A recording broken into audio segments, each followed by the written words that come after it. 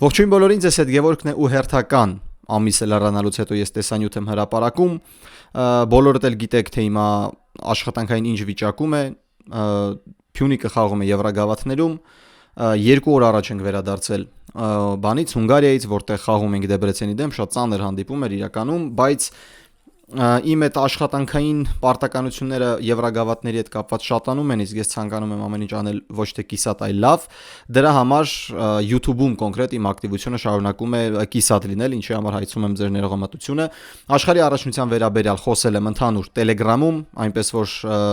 Telegram-ից լինքը թողնում եմ նկարագրության բաժնում, կարող եք ինձ հետևել Telegram-ում, ամենաակտիվը ես այնտեղ եմ, վերջին նորությունները թե տրանսֆերային, թե դրանից դուրս մենք այնտեղ ենք քննարկում։ Դե իսկ YouTube-ում ես իհարկե փորձում եմ հնարավորինս շատ տեսանյութեր տեղադրել, չստացվեց աշխարհի առաջնության մասին, բայց ընդհանուր առմամբ ես խոսել էի նաև, որ այս աշխարհի առաջնությունը հիասթափեցնող է, ոչ միայն չգիտեմ, խաղային առումով, ինչ ես սպասում էի որպես երկրպագու, այլ նաև կազմակերպչական առումով, երբ որ օբյեկտիվ ենք ամեն ինչին նայում, շատ վատ էր ամեն ինչ, սկսած Իրանի հավաքականի հանդեպ վերաբերմունքից, վերջացրած այդ նորամուծություններով, որոնք ինձ ընդհանրապես դուր չեկան, այդ hydration break-երը, որը միայն գովազդի համար էր, այսինքն հանդիպումներ կային, որ անձրև էր գալիս ու շոկ չէր, բայց իրանք մեկը hydration break էին անում։ Պլյուս այդ half-time show-ն իրականում ոչ մի վայրկյան չեմ նայել, որովհետև իմ համար դա խորթ էր, ես դա որպես նորամուծություն չէի ուզում ընդունել ֆուտբոլում, ու ես զուտ հուսամ, որ UEFA-ն նույն բանը չի կրկնի, այսինքն նայի փորձը ասի չէ լավ, մենք այդ ստանդարտ նաստրոյկեքի վրա կմնանք ու տենց բաներ եկեք չանենք։ Այնպես որ աշխարհի առաջնությունը հաղթեց Իսպանիան, աշխարհի լավագույն թիմը, որպես հավաքական, մրցաշարի ամենաուժեղ թիմը հաղթեց, ամեն ինչ արդար էր, իհարկե ով չի սիրում Արգենտինային ու Լիոնել Մեսսիին, այս արդար բառը իրանց մոտ մի քիչ արդեն ցավ է առաջացնում, բայց արդար էր ամենայն դեպս։ Դե իսկ սրանից հետո արդեն այս տեսանյութը տրանսֆերների մասին է, ավելի շատ տրանսֆերների, ակումբներում, հավաքականներում փոփոխությունների ու ասեմ իմանաք ոչ պակաս թեմաներ կան այսօր քննարկելու, կենտրոնում այս ամեն ինչի կիզակետում Մադրիդի Ռեալն է, որը շարունակում է ակտիվ տրանսֆերային քաղաքականություն վարել, բոլորս էլ հասկանում ենք, որ Ֆլորենտինո Պերեսը ունի խոստումներ, որոնք պետք է կատարվեն ու դրա համար է Ռեալը հիմա դուրս չի գալիս տրանսֆերային պատուհանից, շարունակում է ձեռք բերել ու փորձել ձեռք բերել լավ ֆուտբոլիստների, հիմա կենտրոնացած են Ռոդրի եւ Յան Դիոմանդեի վրա, ինչը չէինք սպասում, կարդացինք, Մադրիդի Ռեալը միանգամից մտավ Դիոմանդեի համար պայքարի մեջ ու հիմա արդեն առաջատարն է նրան ձեռք բերելու հարցում։ Բացի դրանից, ազգային հավաքականներում տեղի ունեցան փոփոխություններ, Յուրգեն Կլոպը դարձավ Գերմանիայի հավաքականի մարզիչ, ասում են Պիրլոն է դառնալու Իտալիայի հավաքականի մարզիչը, այնպես որ շատ թեմաներ կան քննարկելու, այնտեղ Արսենալ կա, Բարսելոնա կա, մի խոսքով Ես ուզում եմ դուք շարունակեք մնալ բաժանորդագրված իմ YouTube-յան ալիքին, եթե ովքեր ինձ առաջին անգամ են դիտում բաժանորդագրվեք, հետևեք ինձ սոցիալական հարթակներում, Telegram-ում եւ Instagram-ում, բացի այդ ցանկանում եմ նաեւ հիշեցնել ձեզ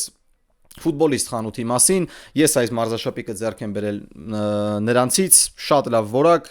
շատ հարմար տեղ իրականում կենտրոնում Մաշտոցի 7 դրոփինգ հասցեում աշխարհի առաջնության ժամանակ տղաները շատ էին աշխատել ու իրանք շատ էլ օգնեցին Երևանում մթնոլորտ կառուցելու համար իհարկե աշխարհի առաջնության վերաբերյալ այնպես որ այցելեք ֆուտբոլիստ խանութ եւ ձեռք բերեք ձեր ֆուտբոլային սիրելի մարզաշապիկը քննարկենք տրանսֆերների եւ ոչ միայն որովհետեւ կարծում եմ որ այս ամեն ինչից կախված է լինելու մյուս մրցաշրջանի հետաքրքրությունը հիմա բոլոր ակնկալիքները արդարանում են Դե եկեք սկսենք Մադրիդի Ռեալից, ամենակարևոր թիմը, որը հիմա քննարկվում է, իհարկե հիմա Բլանկոսի մհերը, Էմիլը, Վահագը կարող է ասել, դե էլի սկսեց մենակ Ռեալից են խոսում բոլորը, կապ չունի որ թիմի երկրպագու են, սա խոսում են Մադրիդի Ռեալից, դե մենք մեղավոր չենք, որ ամենաակտիվը Մադրիդի Ռեալն է ու այնտեղ լսել ենք խոստումներ, որոնք պետք է աղմկահարույց լինեն համենայն դեպս, որտեվ ինչ անում Լիվերպուլը, ոչ մի բան չի անում Լիվերպուլը, հիմա Բարկոլան հայտնեց որ ուզում է հեռանա Լիվերպուլը շորթլիստում իր առաջին տեղում է բայց հիմա նենց թվեր են հիմա պատտվելու բանակցությունները նենց են գնալու որ հաստատ ոնց Դիոմանդեի տենց Լիվերպուլը Բարկոլային ձեռք չի բերելու Ռեալ Մադրիդը շարունակում է իր այդ կառուցողական փուլը նոր գլխավոր մարզչի ներքո, Ժոզե Մորինյոն արդեն վերսկսել է մարզումները Մադրիդի Ռեալի ու իմ սուբյեկտիվ ասենց ասեմ, կարծիքով ես մտածում եմ, որ ուզում եմ ավելի շատ, որ Ժոզե Մորինյոն հաջողի, որովհետև իմ սուբյեկտիվ կարծիքով Մորինյոն պատմության top 5 մարզիչներից է, բայց վերջին շրջանում նրա կարիերան այնպիսի ճանապարհով գնաց, որ շատերը մոռանում են, թե ինքը ինչ հեղափոխական մասնագետ է ֆուտբոլում։ Ու Մորինյոին հիմա վստահում է Ֆլորենտինո Պերեսը, վստահում է Մադրիդի Ռեալը, փորձելով վերադարձնել եւ իր փառքը եւ Մադրիդի Ռեալի։ Ռեալը արդեն իսկ ձեռք է բերել մի շարք ֆուտբոլիստների, Իբրահիմա Կոնատեն, Բերնարդո Սիլվան, Մարկ Կուկուրեան, որը շատ մեծ բուստ է Մադրիդի Ռեալի համար, այսինքն ինքը Ֆերլան Մենդին է, որը չի կոտրվում։ Հասկանում եք, Ֆերլան Մենդին իմ կարծիքով Կուկուրեայի մակարդակի ձախ պաշտպան է, ուղղակի Ֆերլան Մենդին հայտնվում է տարին 1 Մանչեսթեր Սիթիի դեմ։ Իսկ Կուկուրեան հասանելի ամբողջ մրցաշրջանի համար։ Ու այդ վերակառուցողական փուլը հիմա արդեն Ռեալը շարունակում է սուպերաստղերի ձեռքբերմամբ, հա, Ռոդրին առաջին անունն է, ճիշտ է, ես հիշում եմ, որ միտեղ կարդացել էի, որ Ռոդրին ոնց որ թե ավելի շատ հակված էր Մանչեսթեր Սիթի մնալուն, քան ուրիշ թիմ գնալուն, բայց ինձ թվում է այս աշխարհի առաջնությունը ցույց տվեց, որ հիմա Ռոդրին նույն ֆանտաստիկ ֆուտբոլիստն է, ու հիմա էլ ինքն է ոնց հասկացա մտափոխված է, որովհետև ինքը ուզում է տեղափոխվել Մադրիդի Ռեալ։ Ինչ կտա Ռոդրին Մադրիդի Ռեալին, հա, էսենս ասենք, վարկածներ, որոնք կարող են աշխատել ու վարկածներ, որոնք կարող են չաշխատել։ Վերջում իմ միտքը այլ բանի վրա է գնալու, բայց ես հիմա ուզում եմ այս շղթան դուք կարողանաք հասկանալ։ Ռոդրին Ռեալին շատ բան կտա։ Այն, որ Ռոդրին աշխարհի լավագույն հենակետային կիսապաշտպանն է շատ առումներով, դա փաստ է, հա, խաղ կառուցելու, տեմպ տալու, բալանսն ապահովելու, պաշտպանողական գործողություններով ոչ պակաս Ռոդրին, գիտեմ, մեն-թու-մեն շատ լավ ֆուտբոլիստ է, ինքը կարողանում է այդ հենակետային գոտին միայնակ ապահովի, ինչը ժամանակին անում էր Կազեմիրոն։ Մի խոսքով Ռոդրին 10-ից 10 տրանսֆեր է, եթե չստանա վնասվածքներ։ Դա այդպես է։ Ժոզե Մորինյոն վերջին իր թիմերում միշտ կամ խաղացել է 3 պաշտպանով, կամ խաղացել է 4-2-3-1 դասավորությամբ։ Հաշվի առնելով, որ Մադրիդի Ռեալը երբեք չի խաղացել 3 պաշտպանով, եթե ես չեմ սխալվում, այսինքն գուցե լինեն հանդիպումներ, որտեղ Ռեալը 3 պաշտպանով է խաղացել, բայց Ռեալի խաղային փիլիսոփայությունը երբեք 3 պաշտպանի վրա հիմնված չի եղել։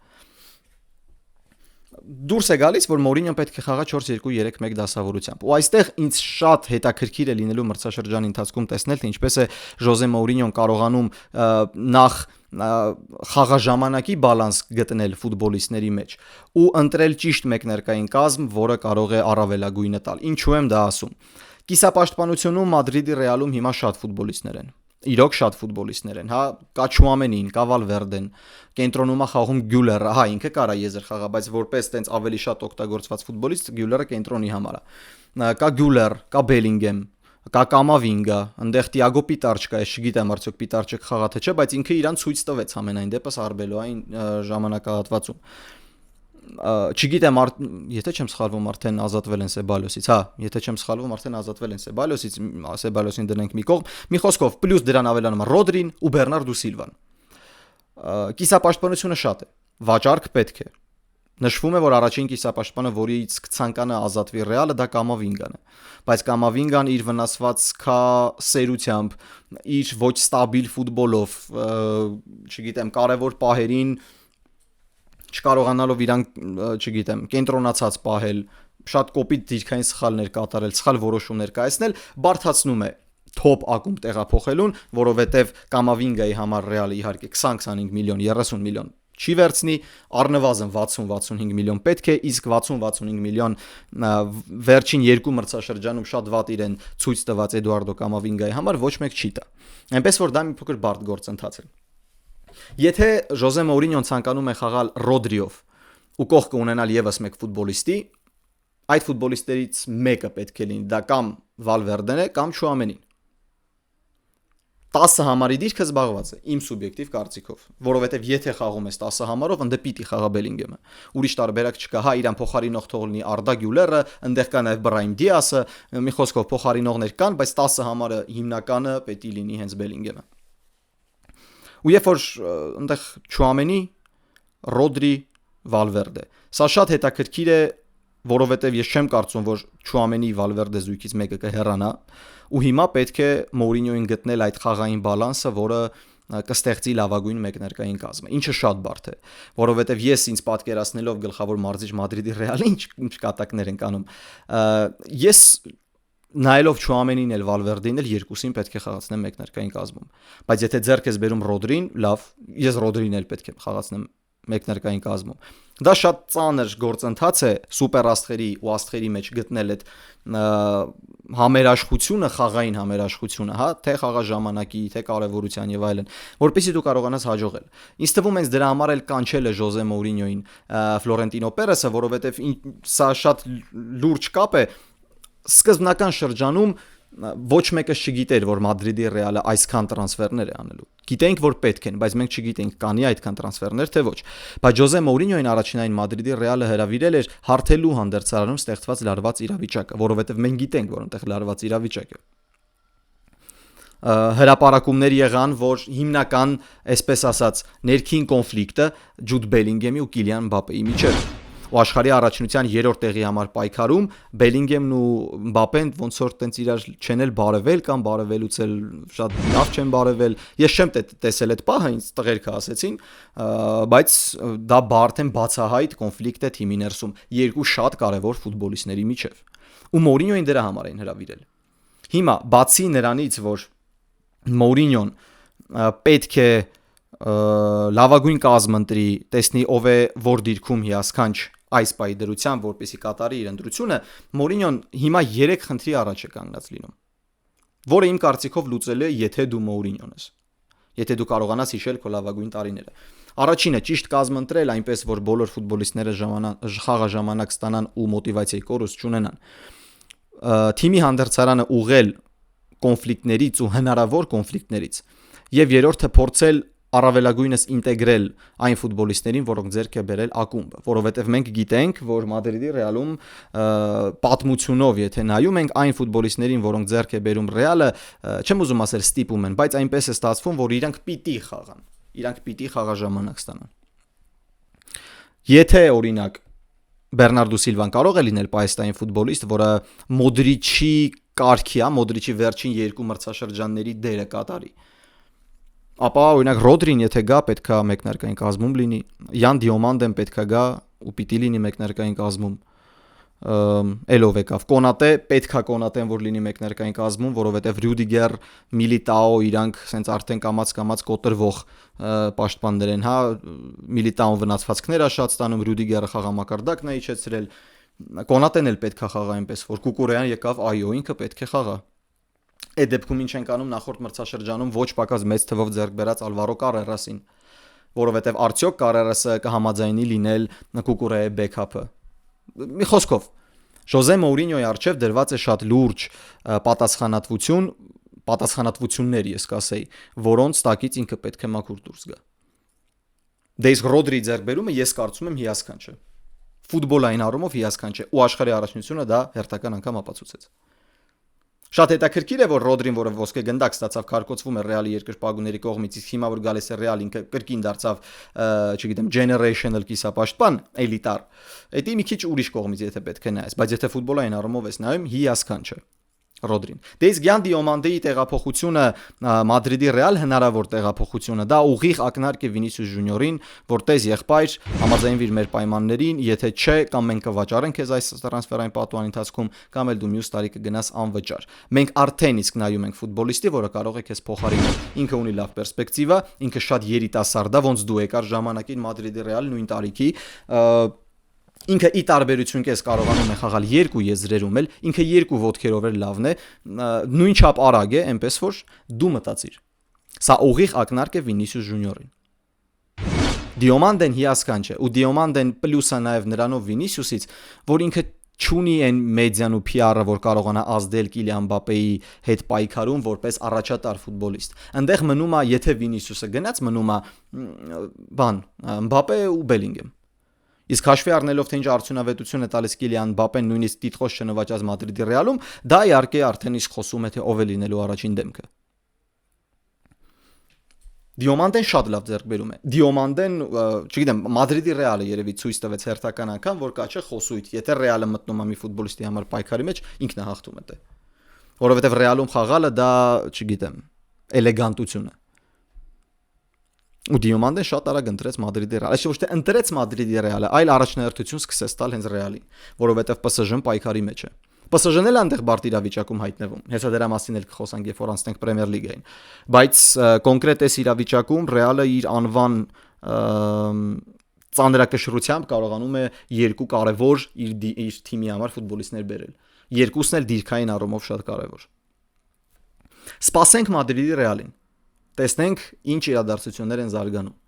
Ես կարծում եմ, որ Ռոդրին ձեռք բերելու դեպքում կարող է Ռեալը իրեն թույլ տալ ֆինանսական fair play-ի գուցե ինչ-որ պլյուս գնալու համար վաճառել Օրելիեն Չուամենին, պահելով Վալվերդին։ Հաշվի առնելով, որ Վալվերդեն ու Չուամենին ունեցան կոնֆլիկտ, որը չգիտենք դեռևս ինչ հետևանքներ է ունեցել։ Այսինքն իրար մեջ ինչ շփում ունի Ռոդրին, ներողություն Ռոդրին, Չուամենին ու Վալվերդեն։ Դա եւս պետք է հասկանալ։ Ու եթե Չուամենին վաճառեն, ինձ թվում է Մանչեսթեր Յունայթեդը ոտքի է կանգնելու առաջինը ձեռք բարձրացնի, մեզ պետք է այս ֆուտբոլիստը։ Ու իրանք ձեռք կբերեն կամ էլ չգիտեմ ով կա։ Լիվերպուլը պակաս չէր լինի, եթե ձեռք բերեր բանին, Չուամենին։ Ինչ վատ կլիներ, որ Գրավենբերգը կբարձրանար վերև, Չուամենին խաղար մենակով, իր համար շատ հարմար, երազներ։ Ռեալը ամենահետաքրքիր թիմն է այս պահին բանի համար, հետևելու համար, որովհետև նրանք շատ ակտիվ են, որովհետև այնտեղ գնում են անուններ, որոնցից սպասելիքները շատ են, ու դա Մադրիդի Ռեալն է վերջո։ Այսքան խոսեցինք Ռեալի մասին։ Անցնենք նաև մյուս թիմերին, որտեվ արդեն 13 րոպե Ռեալի մասին, չասեն էլի, մենակ Ռեալից եք խոսում։ Բարսելոնայում է ինչ-որ մի հատ խախանդ իրավիճակ ստեղծվել, հա, անձայն ապրում է Բարսելոնան, արդեն անցկացրեց իր առաջին ոչ թե պաշտոնական, այլ առաջին հանդիպումը, ընկերական հանդիպում անցկացրեց, հաղթեց նույնիսկ չգիտեմ ում, բայց Բարսելոնան տրանսֆերային պատուհանում շատ թույլ է դեռևս գործում, այո, ձեռք են բերել երկու ֆուտբոլիստ, մեկը Անթոնի Գորդոնը, մյուսը Կարիմ Ադեյեմին, լավ ֆուտբոլիստներ են, կարող են համակարգի համար լավ աշխատել, բայց Բարսելոնան դեռևս չի գործում, ոնց հիմա գործում է օրինակ Մադրիդի Ռեալը, ինքը անուն չի ուզում։ Ոչ թե չի ուզում, այլ գուցե չի գտնում կամ չի կարողանում, այստեղ երկու տարբերակ կա։ Չի կարողանում Խուլիան Ալվարեսին ձեռք բերել, որովհետև Ատլետիկոն ամեն ձև բլոկավորում է Ալվարեսի տեղափոխությունը կատալոնական ակումբ։ Բոլորը խոսում են դրա մասին, որ Ալվարեսը չի գնալու, հա, ինչքան էլ Ալվարեսն էր նաև խոսում աշխարհի առաջնության ժամանակ, որ ինքը ուզում է տեղափոխվի Բարսելոնա, ինքը իրան պատկերացնում է, կարող է ուղիղ չի ասել այլ թիմում, բայց այնտեղ սա խոսացին Ատլետիկոյում, փոստեր եղան, որ Ալվարեսը չի վաճառվում, ակումբի նախագահը խոսեց դրա մասին, իսկ եթե ակումբի նախագահն է խոսում, դա արդեն շատ լուրջ է։ Մի խոսքով, Բարսելոնան դեռ ձեռք չի բերել շատ կարևոր ֆուտբոլիստի հարցակման գծում հենց կենտրոնական հարցակվողի դեռ ձեռք չի բերել, որովհետև իրանք արդեն կորցրեցին Ռոբերտ Լևանդովսկիին, Ֆերրան Տորեսը, այո, ինքը լավ մունդիալ անցկացրեց, ինքը շատ կարևոր գոլ խփեց, հա, եզրափակչում, որի շնորհիվ Իսպանիան դարձավ աշխարհի չեմպիոն, բայց ես շարունակում եմ մնալ այն կարծիքի, որ Ֆերրան Տորեսը այն հարցակվողը չէ, որը պետք է, չգիտեմ, մրցաշրջանի մեծամասնությունը լինի մեկնարկային կազմում։ Ու հիմա Բարսելոնային պետք է լավ կենտրոնական հարցակվող, իսկ լավ կենտրոնական հարցակվողները այդքան էլ շատ չեն։ Մունդիալներ սպասեցնում, որ ինչ-որ թազա դեմքեր կգան, որ գուցե ուշադրությունը դարձնեն դրա վրա։ Ոչ։ Ժոաո Պեդրոին հերքում են տեղափոխությունը, չի գնալու։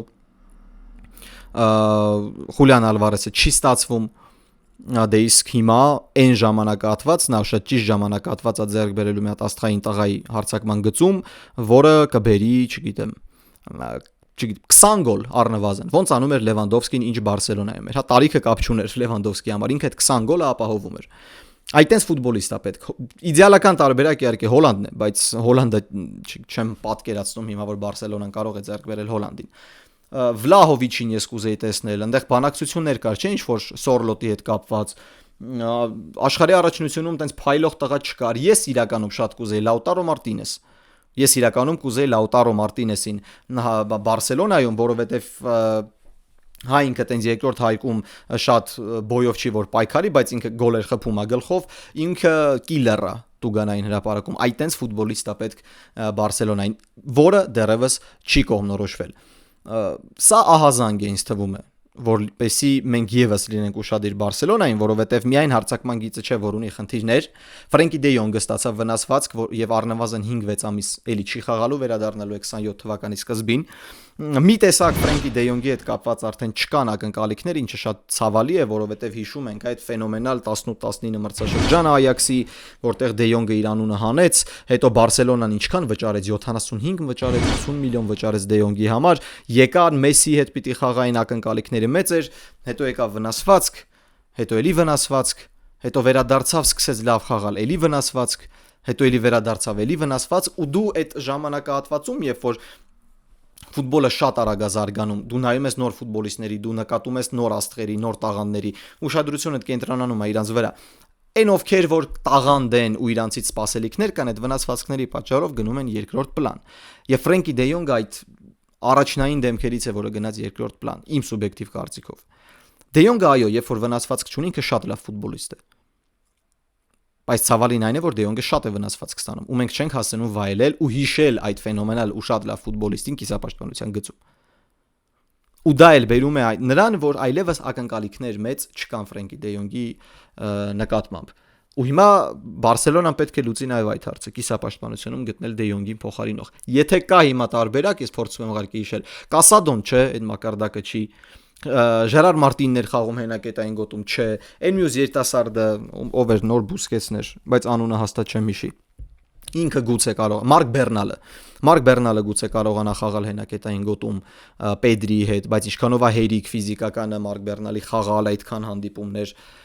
Ֆերմին Լոպեսը խորքում այդքան էլ լավը չի։ Մի խոսքով, խնդիրներ նաև Դիտեր Ֆլիկի մոտ, որը պետք է լուծել։ Իսկ Բարսայից ակնկալիքները շատ են, որովհետև Իսպանիայի հավաքականի կորիզը Բարսելոնան էր։ Լավագույն երիտասարդ ֆուտբոլիստ Պաուկ ու Բարսին շքեղ մրցաշար, Յամալ 19 տարեկանում Եվրոպայի ու աշխարհի չեմպիոն։ Մնացածը, այ Ֆերրան Տորեսը գոլ է խփել աշխարհի առաջնության եզրափակչում, մի հատ քեզ ցույց տուր նաև ակումբային ֆուտբոլում։ Շատ հարցեր կան նաև, որոնք ակնկալիքներ են բերում Բարսելոնայի խաղում հաջորդ մրցաշրջանում։ Բայց ինչպես է Ֆլիկը փորձելու խաղալ, եթե տենց էլ Բարսելոնան ձեռք չբերի Ալվարեսին ու չհասցնի այլ ընտրանքի հետևից գնալ, Գորդոնը կենտրոնական հարցակվող եսիմ կաշխատի տենց առաջնության 70% խաղերում, բայց այն 30-ի դեմ կարող է չաշխատի, որտեղ կարող են 30-ի դեմ լինի Բավարիան լինի, PSG-ն լինի, չգիտեմ, Մանչեսթեր Սիթին լինի, Ռեալը լինի, գուցե չաշխատի։ Պետք է այլ ընտրանք, բայց պետք է հասցնել գտնել այդ այլ ընտրանքին։ Եթե Խուլիան Ալվարես, վստահ եմ, որ Խուլիան Ալվարեսին կգնի Բարսելոնան, թող անի։ Ես շարունակում եմ մտածել, որ նույնիսկ այս ամենին, որ չի ստացվում Բարսային ձեռք բերել Ալվարեսին, Ատլետիկոն ուղղակի խաղեր է տալիս ֆինանսական։ Ու չզարմանաք, որ չգիտեմ, տրանսֆերային պատուանի ավարտին Ալվարեսը տենց մի 180 կամ 200-220 միլիոնով գնա Բարսելոնա։ Չզարմանաք ամենայն դեպս։ Հիմա ավելի ակտիվ է Ռեալը, քան Բարսան, ինչը ստեղծում է ենթագիտակցության մեջ, որ Ռեալը գուցե ունենա ավելի լավ մրցաշրջան, որովհետև իրանք ավելի տրամադրված են պատրաստվում դրան։ Իսկ Բարսելոնան մի փոքր հապաղում է եւ պետք է արագացնի։ Դե եկեք խոսենք նաև Անգլիայի Պրեմիեր լիգայից, որը մի փոքր ավելի հանգիստ է, քան օրինակ հենց հիմա Լա լիգայում թոփ ակումբների վերաբերյալ, ճիշտ է Լա լիգայում թոփ ակումբները ավելի քիչ են, քան Պրեմիեր լիգայում։ Պրեմիեր լիգայում իհարկե խաղային առումով է լինելու շատ հետաքրքիր գալիք մրցաշրջանը, որովհետև թոփ 6, այդ դասական թոփ 6 թիմերից 5-ի մարզիչները փոխվել են մրցաշրջանի ավարտից հետո։ Այսինքն լավ, մեկը Տոտենհեմը մրցաշրջանի վերջում փոխեց մարշին, էլի։ Դե իսկ մնացած 4-ը, հա, Չելսին, Լիվերպուլը, Մանչեսթեր Սիթին փոխել են իրենց թիմերը։ Կարիքն էլ դե նույնպես կարելի է նոր համարել մեկ ամբողջական մրցաշրջանի համար։ Դա է հետաքրքիր անչափ։ Դե իսկ տրանսֆերների առումով դեռևս տենց աղմկահարույց 1-2 դեպք կա։ Խոսենք Չելսիից, Մորգան Ռոջերսը տեղափոխվեց Չելսի 120 միլիոն ֆունտի կամ եվրոյի դիմաց, տենց կոնկրետ չեմ հիշում, բայց եթե չեմ սխալվում, ինչ-որ Իսակին անցել է, գուցե, ինչ-որ բոնուսներով բանով Իսակին անցել է, Իսակի վրայից պետքա որ ընկնի այդ ծանր քարը ու ինքը հիմա փորձի ավելի լավը լինել։ Մորգան Ռոջերսի տեղափոխությունը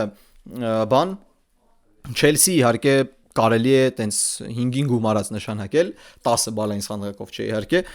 որովհետև Մորգան Ռոջերսը իրոք պետք է Չելսիին, ինձ թվում է որ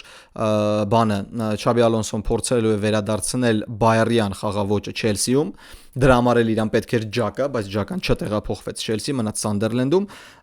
ու Չաբի Ալոնսոն հիմա մտածում է դրա մասին ու արդեն քայլեր ձեռնարկում է Չելսին այդ ամենի համար։ Ամենակարևորը, որ Չելսին ազատվեց Գառնաչոից ու ես չգիտեմ Աստոն Վիլա ղեկավարությունը ինչա մտածել որ տենց պերսպեկտիվա է գտել Գառնաչոյի համար բանում հենց Բիրմինգեմյան թիմում ես կարծում եմ որ Ունայ Էմերին միջև պաշտոնական հայտարարությունը չի էլ իմացել որ Աստոն Վիլան ուզում է ձեռք բերի Գառնաչոյին որովհետև ինձ թվում է Էմերին կբլոկավորել է տրանսֆերը որովհետև ինչ Սանչոն ինչ Գառնաչոն նույն բանը դուս եկավ Աստոն Վիլայում ու Չելսին հիմա արդեն ոնց որ թե ինչ որ փոխակերպումներ է ուզում ստանա։ Կուկուրեան հեռացավ, այնտեղ ձեռք բերեցին Լակրոային կենտրոնական պաշտպան Քրիստալ Փելասի, ասում են, որ ուզում են ձեռք բերեն Ջոն Ստոունզին, Ռիս Ջեյմսը վերադարձել է իր մակարդակին ու հուսամ վնասվածք չի ստանա, որովհետև առողջ Ռիս Ջեյմսը հիասքանչ ֆուտբոլիստ է, թե եզրում, թե կենտրոնում։ Կա Կայսեդո, որին կարելի է այտենց ակտիվացնել, հա, պլյուս Քոլ Փալմերն է վերադառնում, եզրերում խնդիր չունի, հարձակման գծում խնդիր չունի, տենց մեծ, ոնց օրինակ Բարսելոնան ունին դե Ժուաու Պեդրո Բեկաց կանալ Նիկոլաս Ջաքսոնին ինչ պետք է անել, որովհետև ինքը վերադարձավ։ Մի խոսքով Խաբի Ալոնսոյի մոտ մի քիչ ավելի հաճելի խնդիրներ են, որովհետև զգացվում է, որ ղեկավարությունը պատրաստ է աջակցի գլխավոր մարզչին, չնայած որ կորուստներ ունեցավ, զգացվում է, որ այդ մենեջերը աշխատում է, հա, դե ինքը որպես մենեջեր էր, չէ, որպես մարզիչ չի գնացել, իրան տալիս են ինչ-որ կոնտրոլ եւ այլն, իրանք վաճառում են այն ֆուտբոլիստներին, որոնք կարծում եմ Ալոնսոն առաջինային է ասել, որ պետք է ազատվել, Անդրեյ Սանտոսն է գնաց Մանչեսթեր Յունայթեդ, այնտեղ Գառնաչոյից ազատվեցին, էլին ֆուտբոլիստներ կլինեն հաստատ, որ կգնան, մի խոսքով ու Չելսիում տենց մի քիչ հաճելի հետաքրքրություն է։ Ինչը չես ասի Լիվերպուլի մասին։ Լիվերպուլի մոտ հիմա մի փոքր այլ խնդիր է։ Ես իմ Telegram-յան ալիքում գրել էի սրա մասին, որ Լիվերպուլը հիմա սենց զակուլիսիա խնդիրների առաջ է, որովհետև Ռիչարդ Հյուսը եւ Մայքլ Էդվարդսը կարծես թե հեռանում են։ Հյուսը արդեն իսկ վերջնականապես հեռացել է, ուղղակի պայմանագրով ու տենց սոլիդարության առումով Հյուսը ամբողջական ամառային տրանսֆերային պատուհանին օգնելու է, անցկացնելու է տրանսֆերային պատուհանը Լիվերպուլի հետ, որից հետո արդեն գնալու է Ալ Հիլալ, որտեղ արդեն իսկ ավելի ակտիվ է, քան անգլիական թիմում, այնտեղ ձեռք բերեցին 80 միլիոնով Կրիսենսիո Սամերվիլին ու հիմա էլ ինչ որ ֆուտբոլիստների հետևից են գնում։ Լիվերպուլում բարդ իրավիճակ է։ Նոր գլխավոր մարզիչ, այո, ֆուտբոլիստներ կան, որոնք նախորդ տրանսֆերային պատուհանի ընթացքում ձեռք են բերվել։ Հիմա նոր պաշտպան կա, Ժերեմի Ժակե, մի խոսքով ռեսուրս կա, որ պետք է աշխատի, որով պետք է աշխատի Անդոնի Ռաուլան, բայց ինձ թվում է, որ հիմա Լիվերպուլի կազմն այնպիսին է, որ այնտեղ պետք են ավելացումներ։ Հենց մեկը աճ եզրային հարձակվող։ Մոհամեդ Սալահին փոխարինելը գրեթե անհնար է։ Պետք է բերել ոչ պակաս մեծ ֆուտբոլիստի, որը եթե չի լինի առաջին դեմքը թիմում, ապա կօգնի ուրիշ մեկին լինել առաջին դեմքը թիմում ու օգուտ կտա որպես ֆուտբոլիստ նաև։ Հնչում է Բրեդլի Բարկոլայի հարցը։ Նշվեց, որ Բարկոլան չի երկարաձգելու պայմանագիրը, դա հայտնել է PSG-ին ու ցանկանում է նոր chapter, ոնց են դրան ասում։ Նոր հատված, հա, կարիերայի ու պատկերացնում է իրեն Լիվերպուլում։ PSG-ն շատ գումար է ուզելու, որովհետև PSG-ն նախ չի ախտում Դիոմանդեի հարցում, հետո կորցնում է Բարկոլային, հարցակման գիծը տենց կթուլանա։ Կա Ակլյուշ, որ ամենայն հավանականությամբ որպես երկրորդ տարբերակ կգնա Paris Saint-Germain։ Բայց ստեղ արդեն չգիտես, արդյոք Ակլյուշը նույն Բարկոլան է կամ արդյոք Ակլյուշը նույն այդ ինչ պետքա կտա Լուիս Էնրիկեին, ինչ օրինակ կարող էր տալ Յան Դիոմանդեն։ Չես կարող ասել։ Ու Լիվերպուլը հիմա այնպեսի իրավիճակում է, որ միակ տարբերակը, որ հիմա այտենց քննարկվում է, դա Բրեդլի Բարկոլան է։ Բայց այնտեղ կա կիսապաշտպանության խնդիր, այնտեղ կա եզրային պաշտպանի խնդիր։ Դեռևս մեկ կենտրոնական պաշտպանի պետք է ձեռք բերի Լիվերպուլը։ Ալիսոն անցկացնելու իր վերջին մրցաշրջանը։ Մամարդաշվիլին ինձ համենայն դեպս որպես երկրպագու դեռ չի համոզել, որ ինքը պետք է լինի հիմնական դարպասապահը։ Ու եթե Մամարդաշվիլիի մոտ չստացվի, պետք է գտնել տարբերակ հիմնական դարպասապահի համար։ Իսկ կա հիմա այտենց ձեր մտքին արագ եկավ մի դարպասապահ, որը կարող է Ալիսոնին այտենց լավ փոխարինել։ Իմ մտքին չի գալիս։ Եթե top թիմերի վրա գնացիք օրինակ Կուրտուա այնտեղ, Դոնարումա այնտեղ, այլով կա Դավիթ Ռայա, իրանց մասին մի մտածեք, որտեվ իրանք չեն գա Լիվերպուլ, որտեվ իրանք իրանց թիմերում են, որոնք մեծ պերսպեկտիվաներ ունեն, հիմնական դարպասապաներն են։ Խնդիրներ, որոնք պետք է լուծի Լիվերպուլը, բայց այդ խնդիրներ լուծողը չկա։ Ռիչարդ Հյուզի կենտրոնացվածությունը հիմա բաժանված է երկու մասի։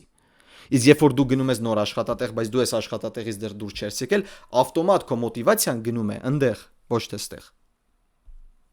Դա ենթագիտակցաբար է այդպես։ Ու սա արդեն երկրորդ դեպքն է իդեպ, որ Ռիչարդ Հյուսն ու Մայքլ Էդվարդսը հեռանում են, ես դա եւս գրել իմ Telegram-յան ալիքում, որ նախ, եթե չեմ սխալվում, 20 թվականին, 21 թվականին գնացին կամ մի քիչ ավելի շուտ, երբ խնդիր կար կլոպի հետ, կոնֆլիկտ կար կլոպի հետ, եւ հետո նրանք վերադարձան ու հիմա եւս գնում են էլի գուցե ինչ որ կոնֆլիկտների պատճառով ղեկավարության հետ։ Լիվերպուլը նախ պետք է դզի իր ներքին կադրերը, հետո անցնի ֆուտբոլիստներին, բայց այս ներքին կադրերի խնդիրները առաջացան այն ժամանակ, երբ որ դրանք արդեն պետք է լուծված լինեին ու ֆուտբոլիստների հարցը լուծվեր։ Լիվերպուլը տենց կաղում է վերջին շրջանում ղեկավարության առումով, ղեկավարման առումով, ավելի ճիշտ ոչ թե ղեկավարության, չպիտակավորենք, ուղղակի ասենք ղեկավարման ձևով կաղում է վերջին 2-3 մրցաշրջանը, ինչ կլոպը գնացել է թերևս։ Ու Անդոնի Ռաուլին պետք է օգնել նոր ֆուտբոլիստներով, առնվազն 2-3 դիրք պետք է օգնել։ Իսկ թե ոնց է պատրաստվում Լիվերպուլը դա օգնել, ես չգիտեմ։ Ով կօգնի Ռաուլային։ Եվս պարզ չէ։ Մյուս աղմկարույց նորությունը, դա դեռ ոչ մի բան է դեռ, բայց Արսենալը հետաքրքրվել է Վինիսիուս Ժունիորի ծառայություններով։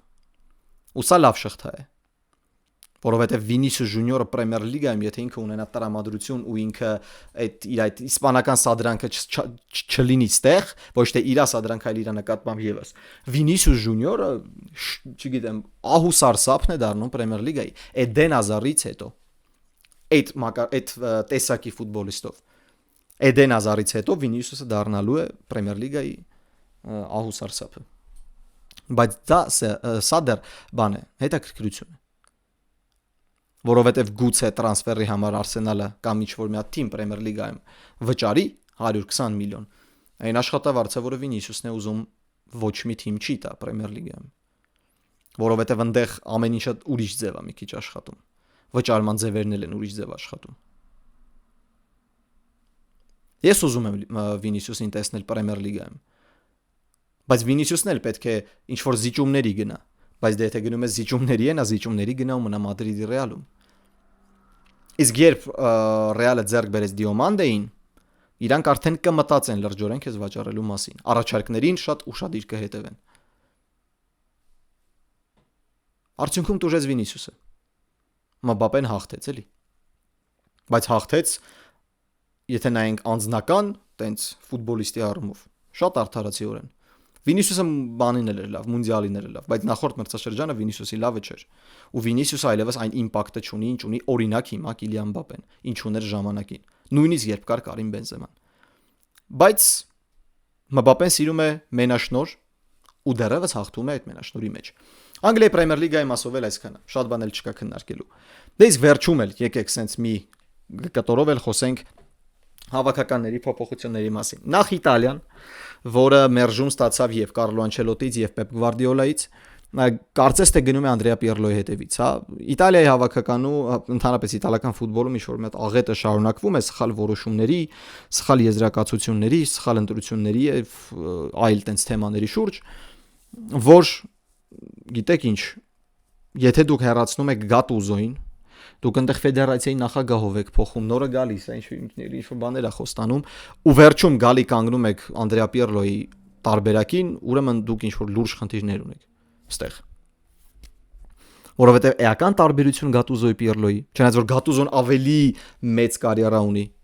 մարշական, քան Պիերլոն։ Եթե նայում ենք Պիերլոյին որպես մարզիչ, ինչ արել։ Ռոնալդոին է մարզել, լավ էլի։ Այն էլ ինչ եղավ այդ Պիերլոյի Յուվենտուսին։ Ինչու։ 3 մունդիալ անընդմեջ չկա Իտալիայի հավաքականը։ Սա մեգա ցավալի իրադարձություն է։ 4 անգամ աշխարհի չեմպիոն դարձած հավաքականը հիմա 3 մունդիալ անընդմեջ չի խաղում։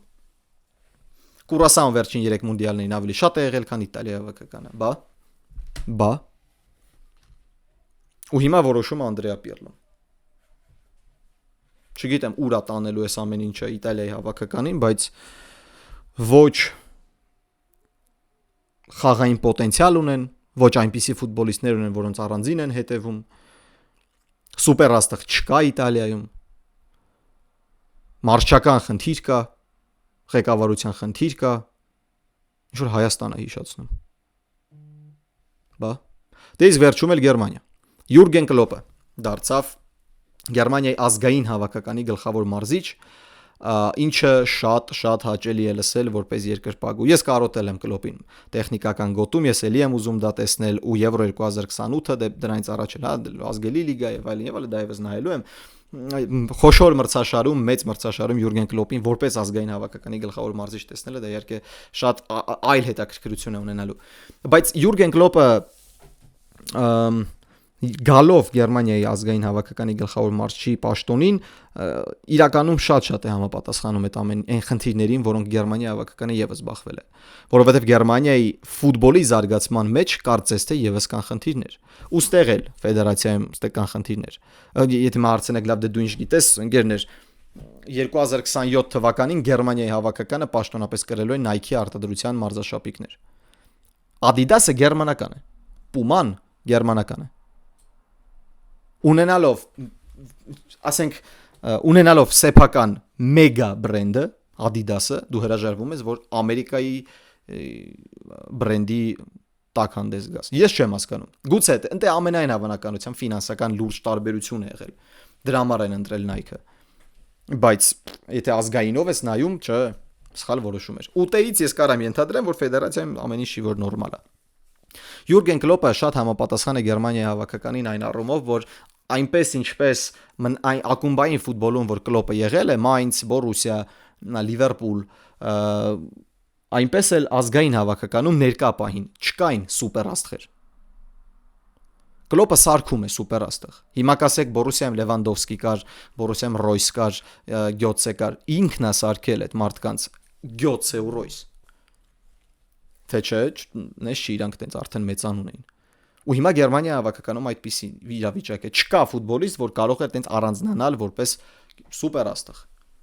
Բայց Յուրգեն Կլոպը ունի այդ հատկությունը ֆուտբոլիստների նոր մակարդակի բարձրացնելու, գտնելու այդ կետը, որին պետք է հպվի Կլոպը ֆուտբոլիստի ներսում, որպեսզի արտնասնի իր մեջ ամեն ինչ։ Կլոպը կարողանում է ճիշտ համակարգ ձևավորել։ Կլոպը կարողանում է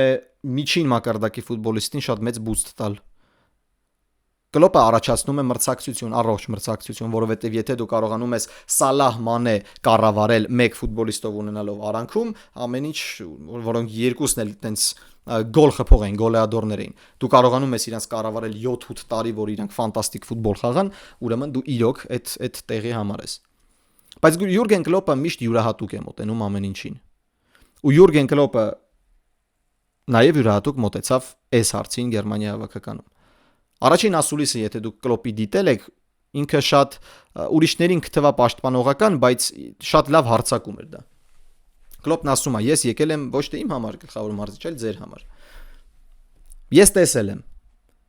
ոնց եք դուք վերաբերվել Նագելսմանին, ոնց եք վերաբերվել Տուխելին, քարկոծել եք եւ այլն։ Ես կհեռանամ։ Կլոպը չի հրաժարվել իր այդ Red Bull-ի պաշտոնից։ Չէ։ Ես պրոստը կհեռանամ, եթե դուք չհավատաք ինձ, դա է տենց պասիլը, եթե դուք ինձ չհավատաք, եթե դուք ինձ չտաք ժամանակ, եթե չվստահեք, ես ուղղակի կհեռանամ, եթե դուք սկսելու եք առաջին մրցաշարից հետո ինձ քարկոծել, ես չեմ պատրաստվում մնալ ստեղ։ Ու դա շատ լավ հարձակում է հասկացնելու, որ մենք ունենք խորքային խնդիրներ, որոնց լուծում է պետք։ Իսկ այդ լուծման համար պետք է ժամանակ, ինչպես եղավ Լիվերպուլում։ Կլոպը, որ եկավ Լիվերպուլ, ինչ ասեց from doubters to believers։ Ու դրա համար էլ էր պետք ժամանակ, ու ժամանակը արդարացրեց բոլոր սպասելիքները։ Նույնն էլ եղավ Բորուսիայում, երբ նա 2 անգամ հաղթեց Բունդեսլիգան։ Կլոպը հիասքանչ կերպար է Գերմանիայի հավաքականի գլխավոր մարզչի համար։ Բայց թե հիմա ոնց կընդունեն հետագա զարգացումները, երկրպագուները ու ղեկավարությունը, դա արդեն իրենց խղճի հույսին թող մնանք։ Բայց Կլոպը շքեղ է։ Ես արդեն գիտեմ Անգլիայից զատ, որ հավաքականին եմ երկրպագելու խոշոր մրցաշարերում։ Այսօրվա համար այսքանն ընկերներ, շնորհակալություն տեսանյութը միջև վերջ դիտելու համար, եթե միջև վերջ դիտեցիք, բաժանորդագրվեք իմ YouTube-յան ալիքին, հետևեք ինձ սոցիալական հարթակներում, ես արդեն կփորձեմ, չեմ խոստանում, բայց կփորձեմ լինել ակտիվ, հուսամ Փյունիկը շատ կգնա առաջ Եվրագավաթներում, նույնը մաղթում եմ նաև մեր մյուս հայկական ակումբներին, միայն առաջ զարգացնելու հայկական ֆուտբոլը։ Դե իսկ ձեզ հետ Գևորգներ, շնորհակալություն տեսանյութը դիտելու համար, հաջողություն։